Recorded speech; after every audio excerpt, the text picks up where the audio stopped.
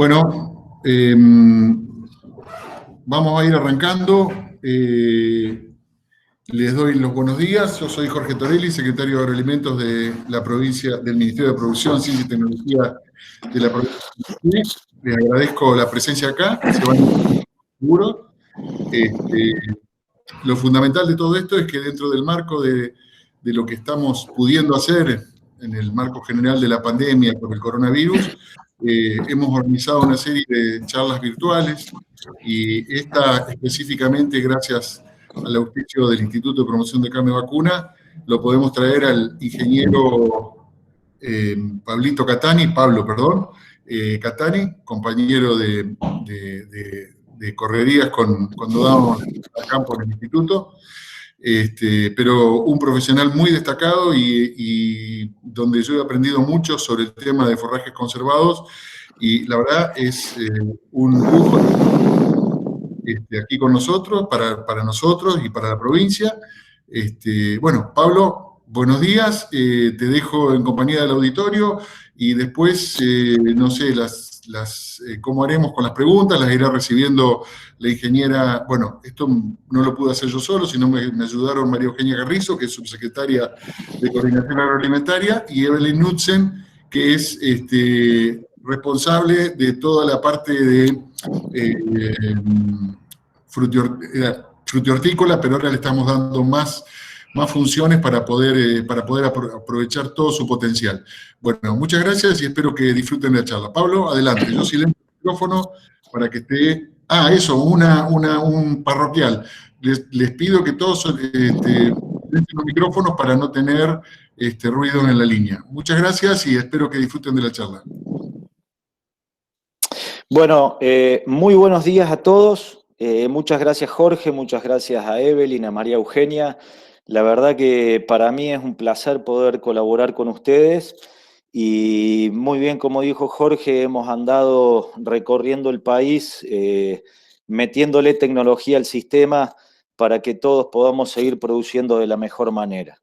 Cuando yo recibí la llamada de Jorge, Jorge me ubicó en el tiempo y en el espacio. En ese aspecto venimos programando esta presentación y ubicándonos en el norte de Santa Fe, aunque nos consta, o por lo menos me consta, que hay gente incluso de fuera de la Argentina escuchando esta presentación. Yo lo que he tratado de reflejar es el espacio productivo del norte de Santa Fe, y en ese aspecto hay un poco de información para tirarles. Yo voy a ir lo más rápido que pueda porque estos medios hay veces que no son de lo mejor. De hecho, yo en este momento no los estoy viendo, yo estoy viendo solamente mi pantalla. Pero una vez que finalicemos, vamos a dejar abiertos todos los canales para las preguntas que ustedes quieran. Nos metemos en tema.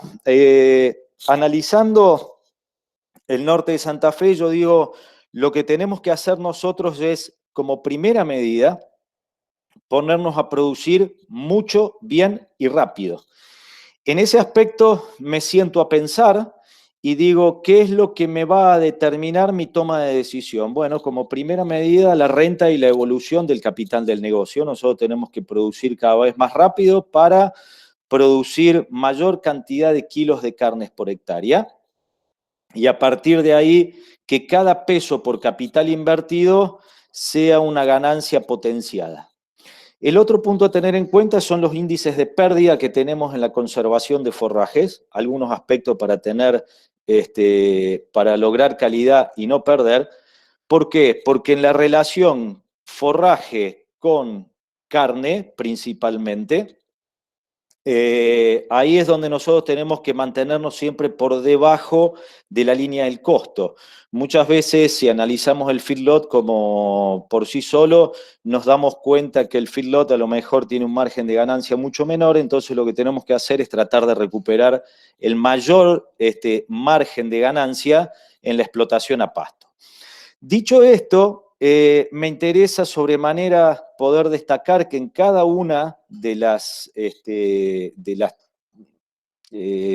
etapas de producción vamos a necesitar determinados ingredientes para la ración, ya sea energía, fibra o proteína, y que eso lo vamos a tomar de determinados tipos de forraje. Por ejemplo, una fibra de muy buena calidad la podremos tratar o la podremos tomar directamente desde una pastura megatérmica, pero a lo mejor si tenemos posibilidad de hacer alfalfa, esa alfalfa no lo tomaríamos como un voluminoso o como fibra de calidad, sino lo tendríamos que tomar directamente como un suplemento proteico. ¿Por qué les digo esto? Porque en diferentes etapas de la producción el animal tiene una capacidad de ingestión restringida. Obviamente un ternero, un novillo no va a poder comer lo mismo que un novillo en terminación. Eso tiene que ver con el tamaño del animal y después tenemos que ver en cómo se deja comer el alimento y ese alimento cómo se degrada a nivel de rumen. ¿Y por qué yo soy tan pragmático con el tema de la degradación a nivel ruminal? Bueno, básicamente porque la digestibilidad es la que a nosotros nos va a marcar el margen de maniobra que vamos a tener con cada uno de los forrajes conservados. De hecho, un forraje con mayor digestibilidad tiene que ver con un forraje que tenga un menor porcentaje de fibra detergente ácido. Eso hará que tenga una mayor digestibilidad y, por supuesto, mayor cantidad de energía metabólica por kilogramo de materia seca. Cuanto mayor cantidad de megacalorías de energía metabólica tenemos por kilogramo de materia seca de forraje, nos encontramos con que tenemos mayor potencialidad de producción de carne. Entonces tenemos que tener un forraje muy digestible, con nutrientes incluidos dentro de él, y que sea fácilmente consumido y digerido por nuestros animales. Dicho esto, les digo que me fijo yo en primer lugar para tener en cuenta cómo influye la calidad del forraje. Como primera medida de la especie, evidentemente diferente será una alfalfa de una pastura megatérmica, como le dije, pero después son cuestiones de manejo básicamente, como por ejemplo el estadio de madurez al momento de cosecha, la forma de cosecha y el almacenaje. Luego de esto vendrá condiciones de suelo, fertilidad, variedad, o sea que hay un montón de puntos a tener en cuenta que trataré de detallarlos de la mejor manera posible, resumido por supuesto, para tener en cuenta cuál va a ser el impacto que vamos a tener sobre la productividad. Y luego tener en cuenta cuáles son los factores influyentes en el costo. Lo primero que va a influir en el costo del forraje producido va a ser la densidad de siembra o la cantidad de plantas que tenemos nosotros capacidad de lograr por metro cuadrado. ¿Por qué? Porque la maquinaria en realidad no me termina de cobrar por kilo de forraje, sino me termina cobrando por hectárea. La cantidad de kilogramos digestible que nosotros tengamos por metro cuadrado de esa hectárea impactará directamente los costos productivos. Entonces, si bien la maquinaria levanta kilos de pasto, me va cobrando por hectárea, o por lo menos en gran medida. Por supuesto, cuando más cantidad de forraje hay, más se desgasta la máquina. Pero pongámonos un escenario al revés. Imagínense un lote que me podría dar 2.500 kilos de materia seca de alfalfa o 7.000 kilos de materia seca de Gatton Panic. Si estoy trabajando con el orden de los 1.000 kilos de alfalfa o los 3.000, 4.000 kilos de Gatton Panic, evidentemente el costo de esa maquinaria va a ser mucho, o el costo de ese forraje va a ser mucho mayor. El otro punto a tener en cuenta es la calidad del forraje. O sea, forraje tiene que ver con la potencialidad de producir kilos de carne o litros de leche. Si el forraje tiene calidad, evidentemente esa potencialidad se va a ver sinergizada. Y por último, la eficiencia y la capacidad de la maquinaria, que de maquinarias no vamos a hablar, si vamos a hablar de proceso, a lo mejor en una nueva oportunidad podremos hablar de regulación de máquinas, etcétera, etcétera.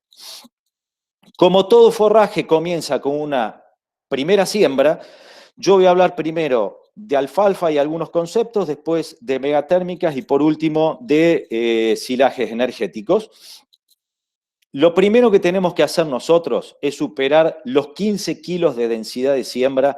¿Y por qué les digo eso? Porque por debajo de esa densidad no vamos a tener mucho impacto y además tenemos mejora en el acondicionamiento de las máquinas, mejora en el sistema de corte, disminución en lo que es costo productivo, tenemos menor invasión de malezas, tenemos suelo cubierto. Entonces, si bien en donde nos ubicamos nosotros, norte de la provincia de Santa Fe, tenemos suelos o tenemos características mixtas, en algunos lados nos tenemos que ir hacia pasturas megatérmicas y en otros nos podemos quedar en la alfalfa. Pablo, disculpen la interrupción, no se ve la presentación. Se ve, no sé si hay una presentación, pero se ve solamente que estás hablando vos. Disculpen la Perdón, pero ¿nadie la ve? ¿Eugenia? Yo la estoy viendo.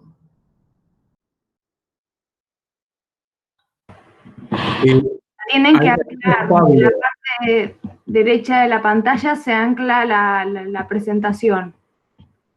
¿Es para mí o para los asistentes, Eugenia? ¿La estamos viendo o no? Yo la estoy viendo, la tienen que anclar de la parte derecha. Buen día. De todos modos, Pablo, escucha,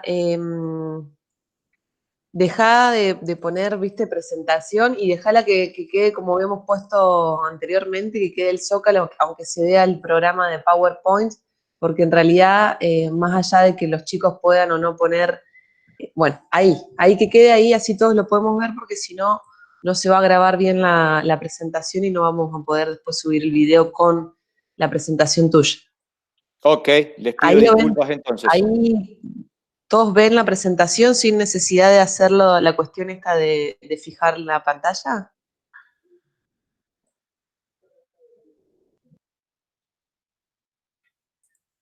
Sí, ahora se ve bien. Ok, sigo adelante.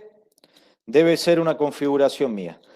En lo que estábamos hablando, yo lo que les decía es que tenemos que incrementar la densidad de siembra de alfalfa, tratar de superar los 15 kilos, pero acá tenemos una limitante. ¿Cuál sería la limitante? La limitante sería que nosotros tenemos en la mayoría de las condiciones, por no decirle el 100%, sembradoras que no siembran a menos de 17,5, en algunos casos 16 centímetros, con lo cual nos queda mucha planta en el surco y poco planta en el entresurco. Si bien sabemos que en la localidad de Las Rosas hay una fábrica que está innovando en una sembradora de alfalfa, en la localidad de Rafaela hay gente que está comercializando sembradoras semi-alboleo, de alfalfa. Hoy por hoy la mayoría de las siembras se hacen a 17,5, por lo cual mi recomendación es la siguiente. O bien, tratemos de sembrar al voleo, 18 o 20 kilos, o hagamos siembras cruzadas, ya sea en directa o en convencional, pero que esas siembras sean cruzadas dividiendo la cantidad de semillas. Si voy a sembrar 18 kilos, 9 más 9, con un cruce de 30 grados aproximadamente, teniendo en cuenta que sobre todo en la segunda pasada, la rueda tapadora del surco no tenga presión. ¿Y por qué digo esto? Porque hay una correlatividad en lo que es la profundidad en la que se aloja la semilla de alfalfa con la cantidad... Pablo, que te vuelvo a interrumpir. Sí, señora. Desde acá del ministerio se sigue viendo mal. No sé si el resto de los participantes lo ven igual. Si no te es una molestia, deja de compartir la pantalla y volvé a hacerlo a ver si... Ok, ya voy.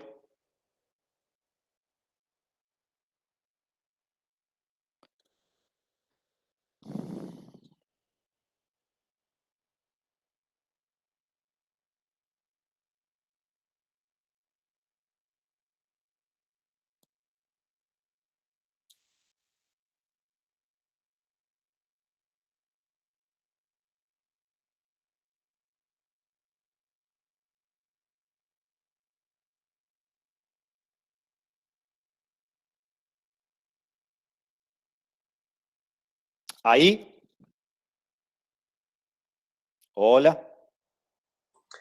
Ahora se ve mejor, déjala así, yo creo que todos lo van a poder ver ahí, aunque no esté presentada, y sigamos. Ok, perfecto. Lo que les estaba diciendo es que nosotros tenemos que hacer siembras subsuperficiales. Ustedes ven que cuando estamos a 2,5 pulgadas de siembra, 2 pulgadas, 1 pulgada, media o un cuarto, a la misma cantidad de días de siembra. La que tiene siembra más superficial tiene mayor emergencia y logros de planta por hectárea. Entonces, punto número 1, si van a sembrar alfalfa, tiene que ser bien densa y además tiene que estar posicionada la semilla subsuperficial. El otro punto a tener en cuenta es qué grupo vamos a elegir. La idea es elegir, si vamos a trabajar en forrajes conservados como un suplemento proteico, elegir grupos cortos para que concentren la mayor cantidad de producción de biomasa más cerca de los meses de verano, o sea, en meses donde la temperatura está por encima de los 15 grados centígrados, porque yo debo evitar los días que están por debajo de esos 15 grados centígrados, porque ahí ese forraje prácticamente no se seca. El otro punto a tener en cuenta es nuestro momento de corte. Nosotros hablábamos siempre de 10% de floración. Lo que hay que hacer para lograr digestibilidad de fibra, tenemos que cortar en estadios vegetativos puros. Y ahí paso a explicarles por qué. Cuando nosotros estamos trabajando en alfalfa, con altas densidades de siembra y con genéticas nuevas, la planta, cuando empieza a florecer, empieza a tirar el rebrote. Cuando tira rebrote, indica que el sistema de reserva radicular que tiene la alfalfa está lleno y que puede generar un nuevo individuo. Entonces, no tendría absolutamente ningún sentido tener que esperar a que ese rebrote crezca o que avance el estadio de floración para cortar y generar más biomasa, por dos razones. Primero, porque estaríamos perdiendo potencialidad de rebrote, o sea, cantidad de cortes al año de calidad, y porque la calidad total del forraje sería menor, salvo con alfalfas RR o con alfalfas que tengan el gen de resistencia al glifosato, que será para trabajar en otra oportunidad. En agosto prometo que los voy a invitar a una charla al respecto. Entonces, al cortar un estadio en un estadio vegetativo temprano, nosotros lo que vamos a estar logrando es muy buena digestibilidad y altos contenidos proteicos. Por otra parte, si sabemos que consumo es 120 dividido el porcentaje de FDN, de fibra detergente neutra, sabemos que cuando nosotros estamos por debajo del 50% de FDN, nuestro rodeo estará en control metabólico del alimento y no en control físico, con lo cual una recría nosotros la podríamos estar induciendo, obligando o presionando a consumir forraje, porque nuestro forraje va a tener mucha calidad. Ahora bien, si nosotros nos demoramos en el corte, ese forraje va a tener menos digestibilidad, va a tener menos potencialidad de consumo y por lo tanto el problema que nos vamos a estar encontrando va a ser que nuestra recría no va a estar comiendo la proteína y la digestibilidad que necesita.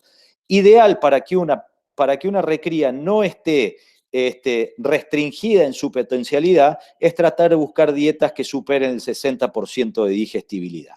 Y fíjense una cuestión, cuando nosotros nos demoramos a corte, podemos llegar a perder hasta un 5% de digestibilidad en un lote de alfalfa y eso equivaldría a la producción de 140 kilos de carne por hectárea.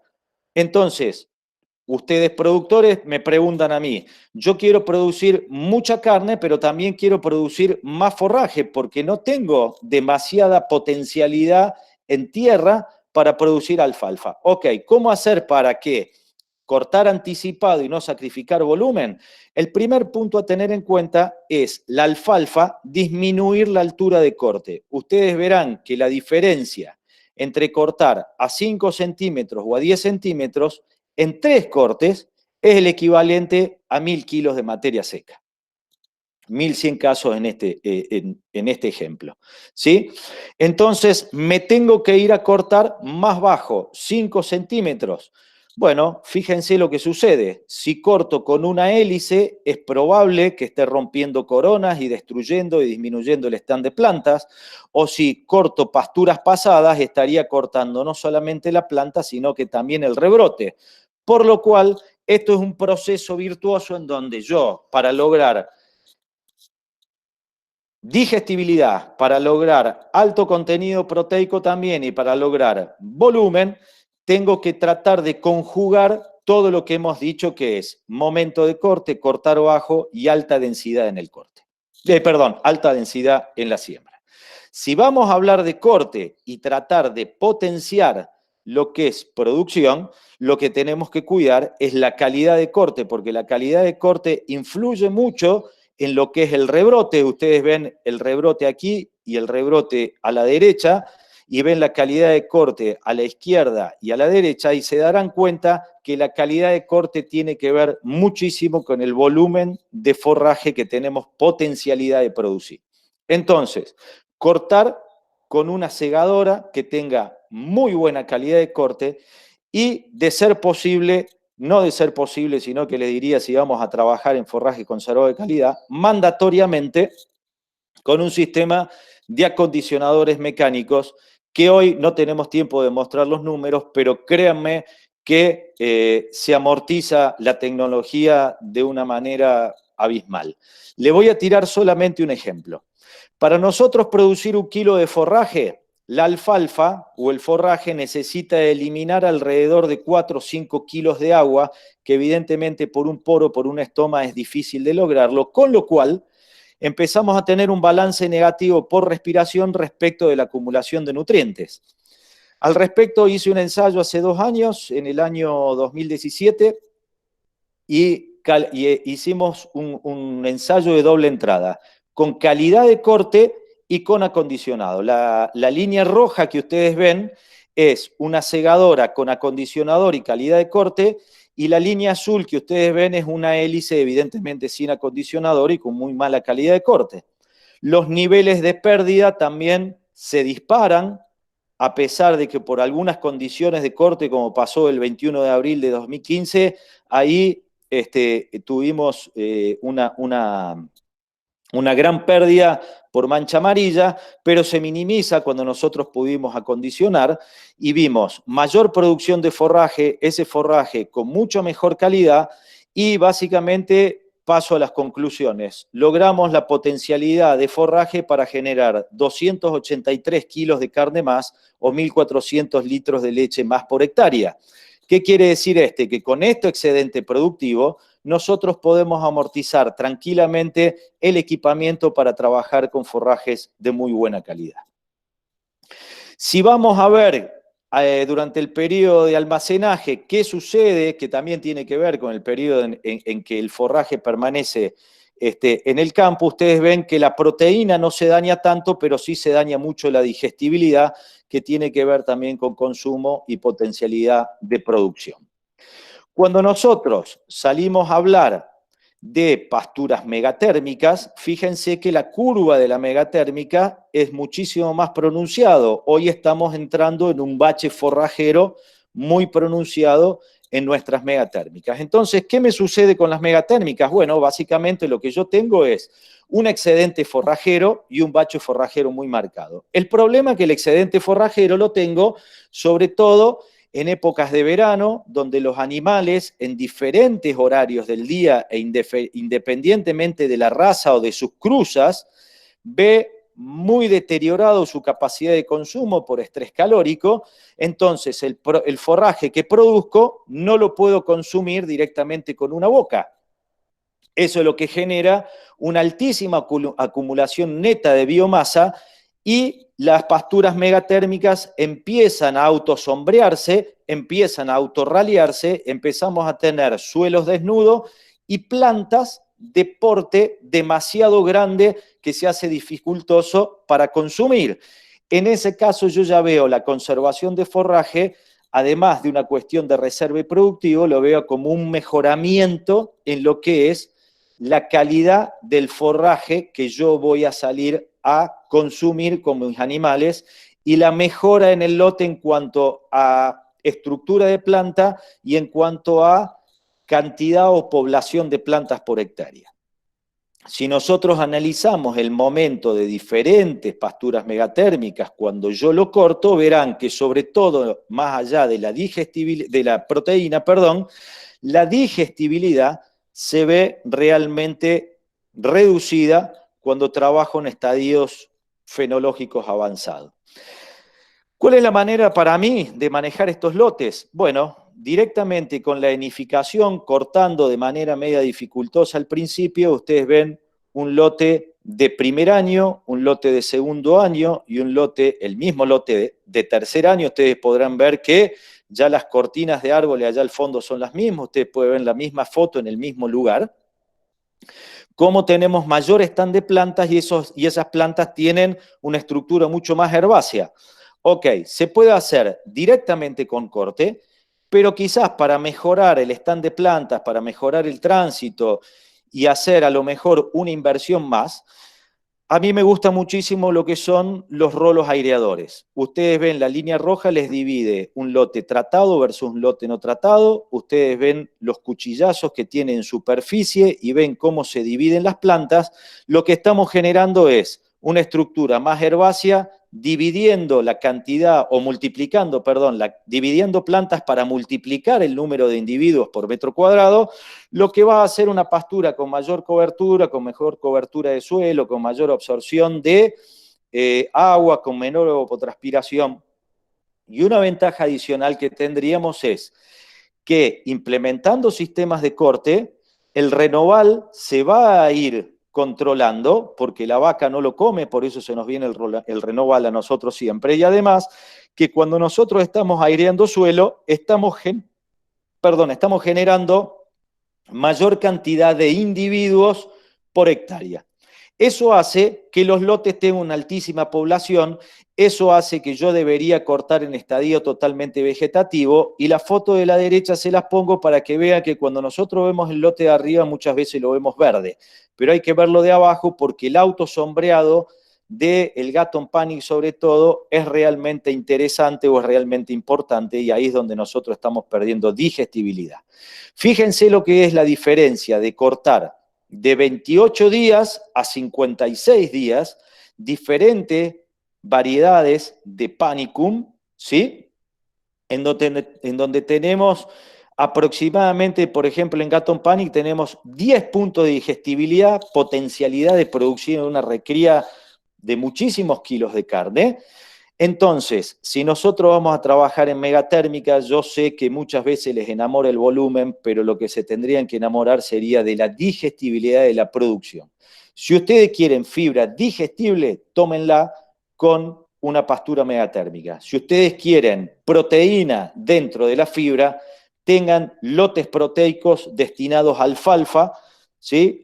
Los lotes más altos, los menos anegados, los que tienen suelo sin blanquizal, en donde puedan hacer alfalfa, hagan alfalfa y complementenlo con los lotes de Gatton Panic, que van a tener un excelente complemento. Cuestiones estratégicas: sacar los rollos inmediatamente o en el mismo acto de la producción, para que después cuando los saquemos no perdamos biomasa. Tener en cuenta que acciones como elevar en terraplenes y cubrir con plástico los fardos nos dan una mejor o un mucho mayor aprovechamiento del forraje, tanto en el suministro como durante el almacenaje. Todo lo que puedan hacer para cubrir el forraje de la humedad es fundamental. Y después, como digo yo siempre, utilizar canastos o aros comederos para que el animal coma adentro del canasto y no se lleve la fibra y deje la proteína en el canasto, porque no tiene ningún sentido. Cuando nosotros cambiamos de lugar el canasto, estaríamos perdiendo proteína. Entonces, utilizar aros comederos con las barras inclinadas, que lo que hasta ahora en suministro directo es lo que mejor resultado me ha dado, salvo algunas cuestiones un poco más evolucionadas que hemos tratado de hacer por Paraguay, ¿sí?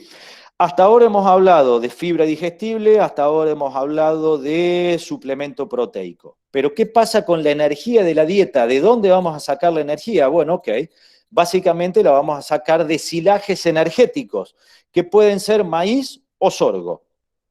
Y ahí ya vamos a entrar en el tema cuál uno y cuál de cada cual. Lo que primero me interesa discutir con ustedes es cuáles son los factores de calidad de un silaje. Bueno, como primera medida, el score de partido de grano. ¿Cuánto estamos partiendo el grano? Después, la longitud de corte. La densidad que tenga ese forraje al momento de ser compactado, muy buena compactación, altos niveles de materia seca, y esos van a dar un costo productivo que me permita acumular mucho forraje, que se mantenga muy bien, que tenga energía y que entre en cualquier rumen o bajo las condiciones de cualquier dieta. Entonces vamos a ver, ¿qué siembro? ¿Maíz o sorgo? Lo primero que tenemos que tener en cuenta nosotros es, ¿cuál es el objetivo de este forraje? ¿Va a ser un voluminoso o voy a querer hacer un voluminoso energético? Si el tema es tener en cuenta que va a ser un voluminoso energético, tengan en cuenta cuál es la zona en donde están ustedes y saber si ese maíz, que a lo mejor no les da más de 25, 26, 27 mil kilos de materia verde, no podría ser reemplazado por un sorgo, y qué tipo de sorgo. Eso es una limitante de ambiente, una limitante edáfica, una limitante de suelo que pueden llegar a tener ustedes y que por este medio evidentemente no lo podemos dilucidar, pero ahí empiecen a pensar de que también se pueden hacer muy buenos hilos de sorgo, aunque sigo prefiriendo el maíz, principalmente por la facilidad que tiene en partir el grano. Y si de grano de maíz vamos a hablar, lo que tenemos que tener en cuenta es si vamos a tener un maíz redondo, si vamos a tener un maíz dentado. Hay dos cuestiones a considerar. La primera es que el maíz dentado es muy fácil de partir, entonces las bacterias ruminales van a tener acceso al almidón de ese maíz, y ese maíz va a ser muy bien aprovechado. Un maíz colorado duro o los llamados flint van a tener mayor dificultad en el partido de ese grano, por lo cual las bacterias van a tener algún problema en llegar ahí. El otro punto es la característica de ese grano, la degradabilidad in vivo a nivel ruminal, ¿sí?, de lo que es materia seca y almidón de un flint versus un dentado. Y fíjense que la degradabilidad de un flint en rumen es menor y de la degradabilidad del almidón de un flint es menor. Entonces, siempre para hacer silaje deberíamos tratar de apuntar a maíces que tengan, digamos, que tengan un gen de dentado, ¿ok? Bien. El otro punto a tener en cuenta es la degradabilidad efectiva de materia seca del almidón y la vitrosidad. Cuanto más vitrosidad tiene el almidón de un grano, menor va a ser la degradabilidad que va a tener a nivel ruminal. Definitivamente apunten a maíces dentados que van a tener mayor producción, mayor cantidad de biomasa, mayor facilidad de partido de grano y van a tener mayor degradabilidad de todo a nivel ruminal, y ahora les voy a mostrar un ensayo bastante interesante. Si hablamos de sorgo, acá hay un cuento lindo para contar, pero como no nos vemos la cara, corremos un gran riesgo de quedar como unos pavos, así que más vale, me voy a limitar a contarles que yo trato de apuntar, apunto a los sorgos graníferos doble propósito. ¿Y por qué esto? Porque si yo lo comparo con el mal denominado silero, que tiene mucha biomasa, incluso los fotosensitivos, fíjense que el porcentaje de espiga es menor y, por supuesto, la materia seca digestible por hectárea es prácticamente similar a lo que sería un granífero doble propósito, porque ahí estamos metiendo la digestibilidad de fibra. Y ustedes me dirán, ¿y por qué me voy a un doble propósito? Bueno, porque tiene una planta más chica. Y ustedes miran, tengo menos forraje. Entonces yo les digo, vayan de vuelta a la última columna donde muestra materia seca digestible por hectárea en rinde por tonelada, y van a ver que es prácticamente similar. Esto lo que tiene es solamente más volumen. Entonces, en menos volumen, la misma cantidad de megacaloría, yo digo que con menos volumen ese cultivo me va a quitar menos nutriente en el suelo, menos agua del suelo, y va a tener mayor cantidad de porcentaje de espiga en donde yo podría utilizar para hacer un grano húmedo o para hacer un silaje planta entera. Entonces, mayor digestibilidad, mayor plasticidad en uso, no me cabe ninguna duda que a lo que voy a apuntar es a un granífero doble propósito. Volviendo al tema del maíz, es ver en qué estadio se encuentra el grano al momento de picado. Y yo trato de buscar no más de un cuarto de línea de leche, o sea, un grano bastante seco, porque cuando yo pico por debajo de los 30 puntos de materia seca, empiezo a tener pérdidas por efluentes. Y empiezo a tener otro problema, más allá de los carbohidratos solubles que pierdo, puedo tener una mala fermentación y puedo estar generando algún otro tipo de disturbio a nivel ruminal. Y ustedes me dirán, ¿pero es bueno picar seco? Es buenísimo picar seco. El problema que nosotros tenemos cargado, así como teníamos cargadas reuniones presenciales, y hoy nos hemos adaptado y estamos acá hablando, yo en este momento hablando a ciegas, no sé quién me está viendo, pero confío en que ustedes están entretenidos básicamente, ¿sí? Lo que nosotros tenemos es, yo marco verde, amarillo, naranja y rojo en esta línea. ¿Y por qué? Fíjense lo que pasa con un silo que tiene 25% de materia seca y un pH de 4,5. Está prácticamente podrido. Ahora, con el mismo pH, un silo que tenga 35, 38, 40% de materia seca, y les digo más, en producción de carne me voy hasta 45% de materia seca, ese silo está muy bueno. ¿Por qué? Porque hemos evolucionado y hay una correlatividad entre materia seca y pH del silo. No me molesta un pH alto siempre y cuando la materia seca sea alta. Me molestan los pH altos cuando la materia seca es baja, porque eso me está hablando de descomposición o de fermentación butírica dentro de mi silaje.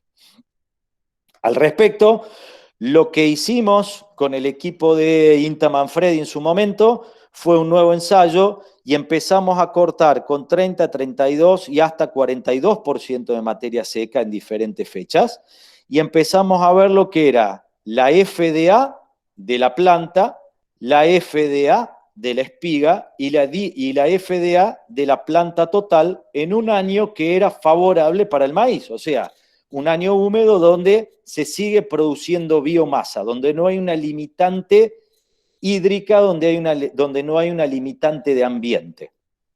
En la medida que corto más tarde, tengo menos FDA, y al tener menos FDA, lo que se genera es un incremento de la digestibilidad de la planta total por la cantidad de nutrientes aportados por el almidón del grano. De hecho, lo que estoy teniendo son 15 puntos más de almidón cuando corto con 30% de materia seca o con 40% de materia seca.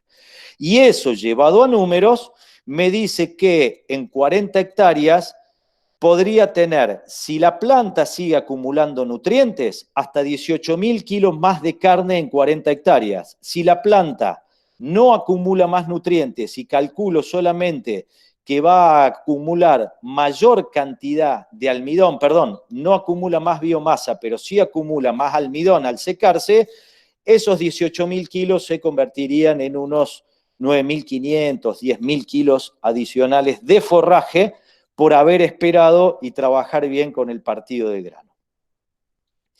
Si yo me voy a ver números que me presenta la Cámara de Contratistas a diferentes tonelajes de rinde, ellos tienen un precio base que yo lo puse como precio relativo de 100, o sea, lo que me cobra la Cámara de Contratistas para mí es 100, y todos los adicionales los puse como porcentaje de 100. Cuando yo veo un rinde de 25 toneladas de materia verde por hectárea, el precio base más el adicional por tonelada, más el adicional por el partido de grano, lo que me da el total del precio por hectárea con procesador de grano, me dice que el precio total por tonelada de materia verde de ese silo que me rindió 25 toneladas es de 7,99, valor relativo. Vayan a la Cámara de Contratistas, vean cuánto cuesta picar una hectárea, sáquenle el 8% y eso es lo que me está costando. Ahora, en la medida que tengo mayor rinde por hectárea, el costo total se me disminuye. Entonces, primero tenemos que lograr volumen por hectárea. Y después tenemos que lograr nutrientes por hectárea. ¿Cómo logro nutrientes por hectárea? Pico cada vez más seco. en un hipotético caso de este rendimiento, donde a mí me sale 6,84, que tuve un rendimiento de 35.000 toneladas de materia verde por hectárea, fíjense que yo estoy logrando entre el 30% de materia seca y el 45% de materia seca, una disminución bastante interesante, como del 30% aproximadamente. Entonces, hay que picar seco, hay que lograr altos volúmenes de producción. ¿Y qué más podemos hacer para mejorar esa calidad? Bueno, una de las cosas que podemos hacer es picar más alto. Y ustedes me dirán, no tengo volumen. Bueno, el volumen no lo saquen del silaje de maíz. Sáquenlo a lo mejor de un heno muy digestible, de una megatérmica que le va a salir más barato, y en el silo de maíz traten de buscar un suplemento energético. Fíjense, cuando yo cambio la altura de corte, ¿sí?, de 17 centímetros a casi 50, tengo 10 puntos menos de FDA, tengo un 7,5% menos de producción de biomasa, pero se me incrementa la materia seca, se me incrementa en 6 puntos el almidón, se me incrementa en 5 puntos la digestibilidad de la FDN y se me incrementa en 2,5% la digestibilidad total de la materia seca. Entonces mi recomendación ahí sí sería picar un poco más alto. Me voy quedando sin tiempo, así que vamos acelerando. Hoy el mercado está trabajando con diferentes niveles de picado y con diferentes niveles de partido de grano. Para mí, el tamaño de picado sigue siendo 1,5 centímetros, tratando de lograr que el 50% de los granos que ustedes encuentren que estén partidos tengan medio centímetro. O sea, lo ideal sería que el 70% de las porciones de grano tengan menos de medio centímetro. Ese es el ideal. Es bueno cuando tenemos el 50% de los pedacitos de grano que ustedes encuentran tengan medio centímetro. Ahí es donde tenemos que salir a partir grano. Ya no hablamos más de grano solamente tocado, apenas partido, sino que estamos hablando de casi pulverizar el grano como hacen las producciones lecheras. ¿Por qué? Porque cada día más el grano va a ser un elemento vital en el costo y en la eficiencia de las dietas. Para seguir bajando gastos, una de las cosas que yo hago diferentes es compactar los silos de manera diferente. No trabajo esos silos alargados en forma de budín, sino que trabajo en un plano inclinado, determinando la altura del silo, que va a ser la misma altura que tenga la pala cargadora, para no generar excesos de oxigenación al momento de abrir el silo. Y a los silos no los hago crecer en altura. Yo determino altura y ancho y los hago crecer en largo. Y ahí los tractores nunca se bajan del silo, van hacia adelante y hacia atrás. Y cuando yo, la parte trasera del silo, ya llegué a la altura recomendada, empiezo a tapar y voy hacia adelante, aunque el silo todavía se esté confeccionando. ¿Por qué eso? Para taparlo inmediatamente. ¿Y por qué lo quiero tapar inmediatamente? Porque después de la capa de pérdida, exista o no, existe una capa de transición que tiene que ver con la compactación, tiene que ver con la materia seca y tiene que ver con la demora o con la posibilidad de filtrarse oxígeno, que generalmente esta transición tiene que ver con el 25% del total ensilado. Y esa capa de transición realmente pierde mucha calidad. Generalmente cuando nosotros salimos a tomar muestras, tomamos el silaje bueno a la altura del pecho. Tendríamos que tomarla por debajo de la superficie del silo, 50 centímetros por debajo o 40 centímetros por debajo, y hacer una extrapolación de qué calidad tenemos de la capa de transición al silaje bueno. Entonces, en la medida que yo voy haciendo el silo, voy asumiendo que tengo una capa de transición y por eso la voy tapando inmediatamente con muy buen contacto de lo que es las cubiertas con la cobertura plástica. Y ustedes miran, lo que pasa es que en mi casa no llueve, lo que pasa es que yo tengo mucho viento. Ok, eso tiene que ver con la predisposición que tendrán ustedes de perder el 25% del total ensilado por esa capa de transición. ¿Está? El último punto a tener en cuenta es el dimensionamiento del silo. Yo tengo que dimensionar mi silo para poder extraer 40 centímetros por día para que el oxígeno que entra al silo no me lo deteriore. Entonces, supónganse yo tengo el ancho, ¿sí?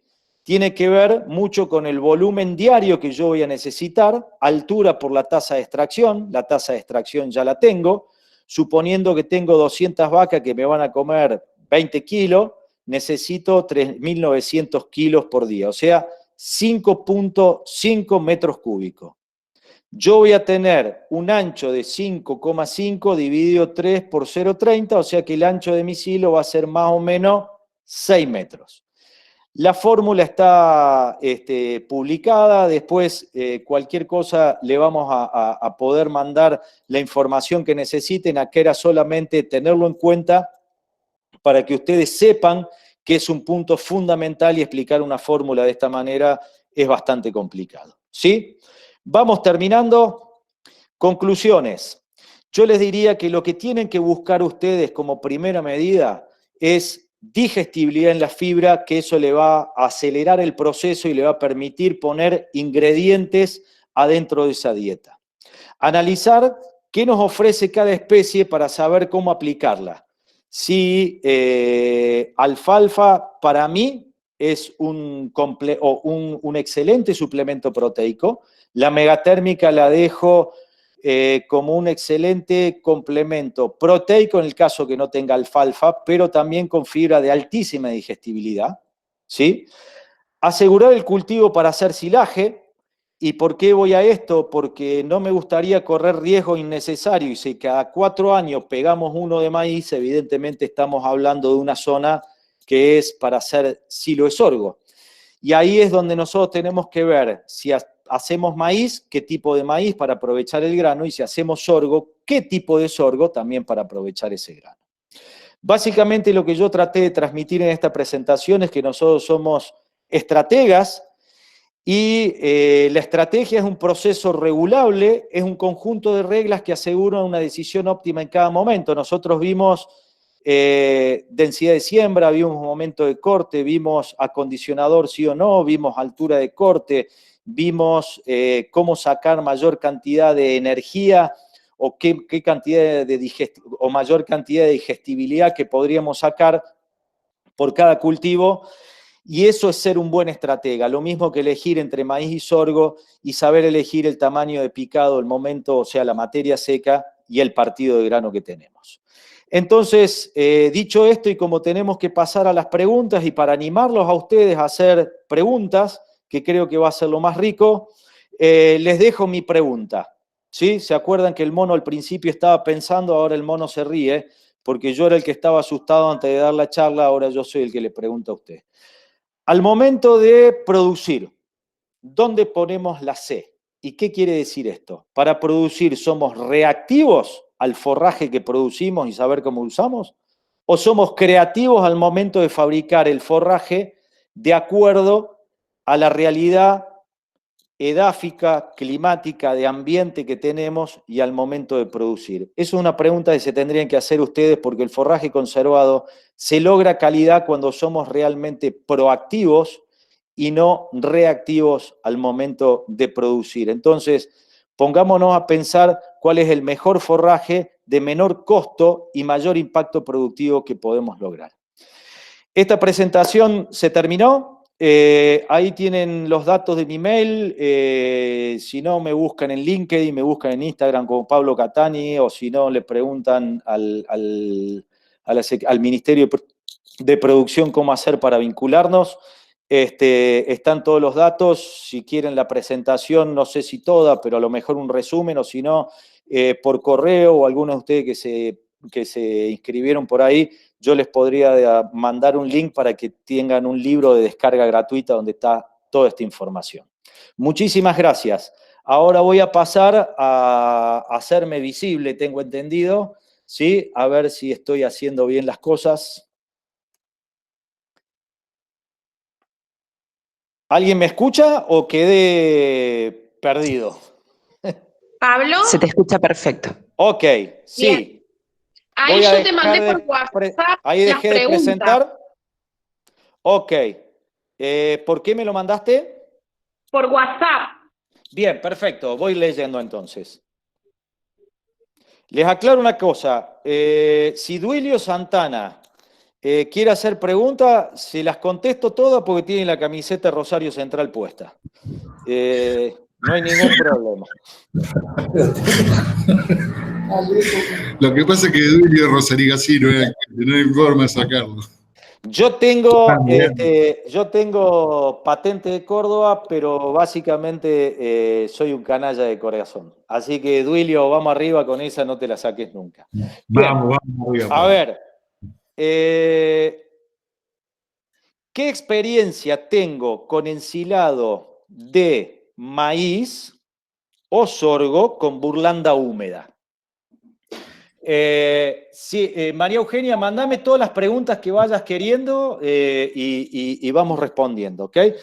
La experiencia que tengo ensilando con burlanda es ninguna. Y les voy a contar por qué. Porque yo no mezclo ensilados. No me gusta mezclar, por ejemplo, un sorgo con burlanda o un sorgo con soja o un maíz con burlanda o un maíz con soja o un maíz con lo que sea. ¿Por qué? Porque nosotros cuando estamos ensilando, si ven, vemos un gran volumen. Lo que realmente estamos teniendo son microorganismos, bacterias que van colonizando ese microambiente. En ese aspecto, yo no mezclo, porque a lo mejor en un punto donde el silo de maíz está generando una muy buena dinámica fermentativa, la burlanda por exceso de agua me lo puede llegar a complicar.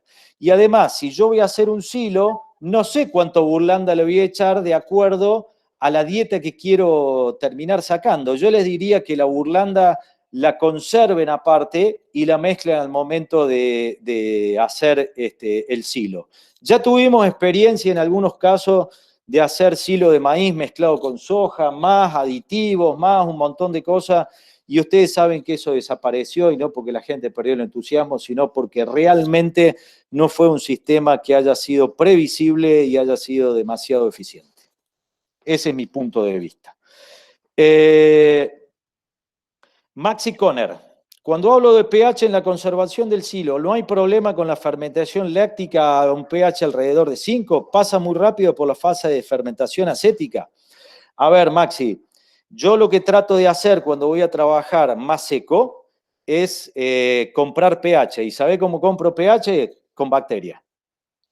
Entonces, si yo me voy a poner a ver un silo de Gatton Panic preoreado o un silo de soja o un silo de alfalfa, voy a tener un pH alto.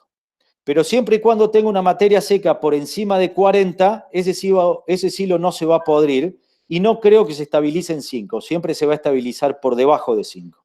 Si tenés algún riesgo con la materia seca,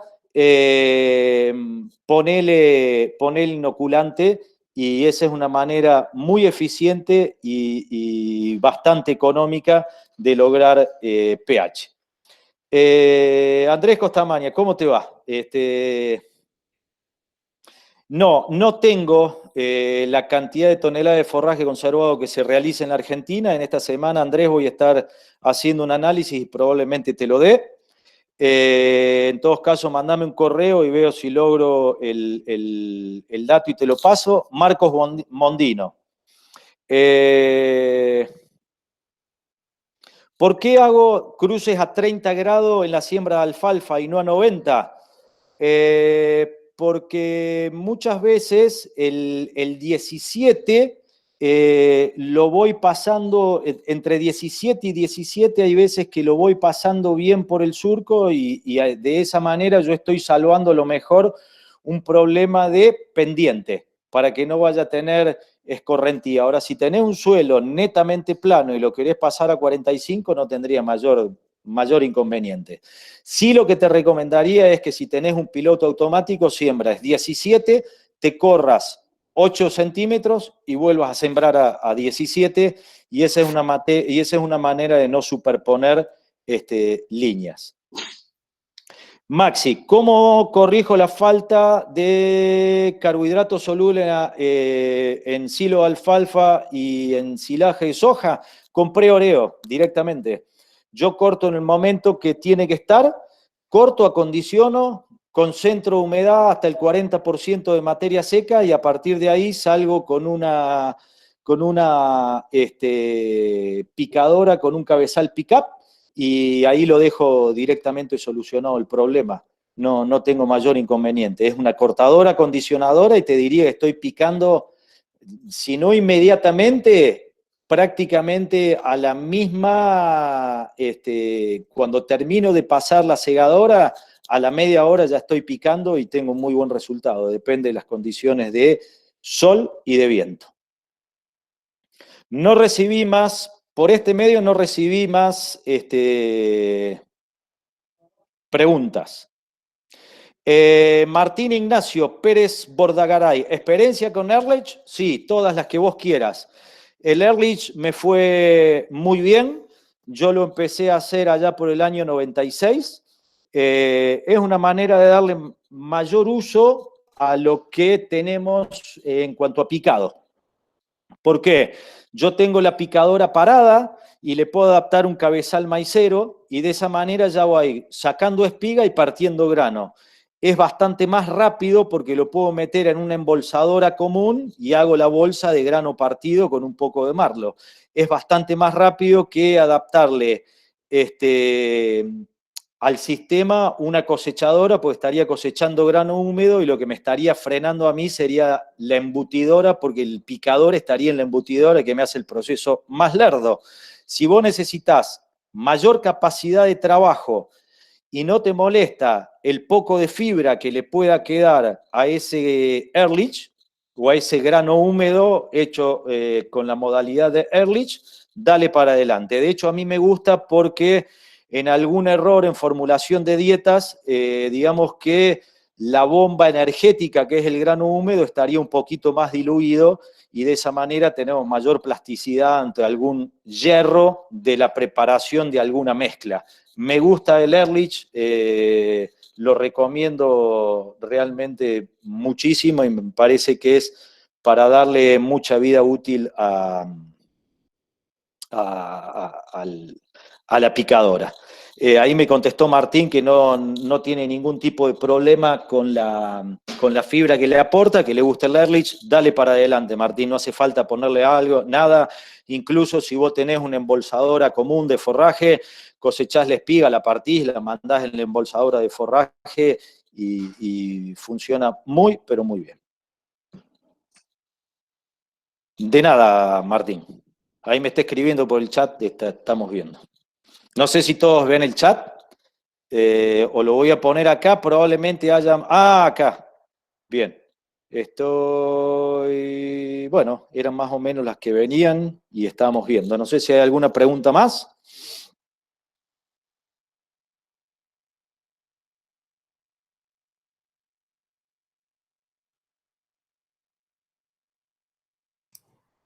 Parece que saben todo ya, Pablo. O no entendieron nada, Jorge, eso es lo que más me preocuparía a mí, pero bueno, no tenemos plan B. María Eugenia, ¿tenemos algo más? ¿No? Poné el micrófono, María Eugenia. Ahí está. No hay más preguntas. Bueno, María Eugenia, haz el cierre vos, te dejo el lugar a vos, porque ya que Pablo es ingeniero agrónomo, vos también, vamos a dejar el cierre a los verdes. No, bueno, muchas gracias, Pablo. Ha sido muy, muy clara la exposición. Y bueno, la charla va a estar disponible nosotros ahora hacemos un parte de prensa donde al final vamos a colocar el link de la charla, así todas las personas que quieren mirarla de nuevo o aquellas que no estuvieron en línea la puedan ver a través de las redes. Así Bien. que bueno, te agradezco enormemente tu participación y bueno, seguimos en contacto. Sí, a ver, María Eugenia, antes que nada, a todo el equipo, Permitime, no a usted, a Jorge, que me lo crucé en Expo Agro y me dijo, algo vamos a hacer para adelante. Vos sabés que a mí estas cosas, interactuar con los productores me encanta, yo aprendo muchísimo y me siento una herramienta para poder brindar información. La última pregunta que me parece interesante, ¿cómo corregir la falta de hidratos de carbono solubles en alfalfa o soja?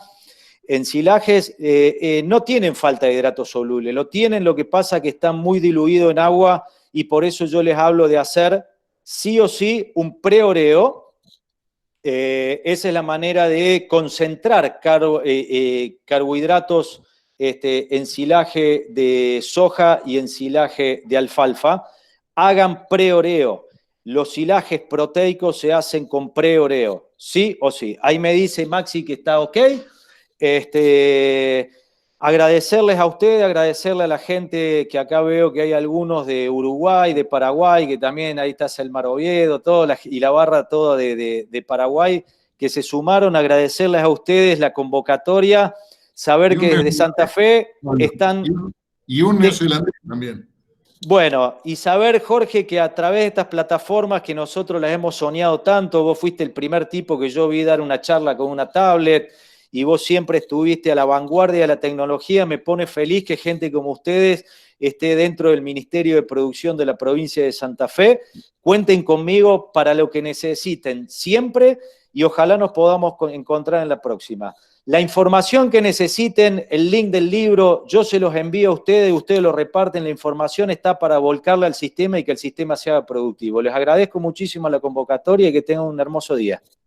Gracias, Pablo. Muchas gracias, Pablo. Y bueno, nos queda agradecer la presencia de ustedes y recordarles que esto fue posible gracias a la organización del Ministerio, de la Secretaría, Ministerio de Producción, Ciencia y Tecnología, Secretaría de Agroalimentos. Agradezco a María Eugenia y a Evelyn, que son las tecnológicas, digamos, y por supuesto al querido Instituto de Promoción de Carne Vacuna, que hizo posible también que podamos hacer esta reunión. Muchas gracias y nos estamos viendo.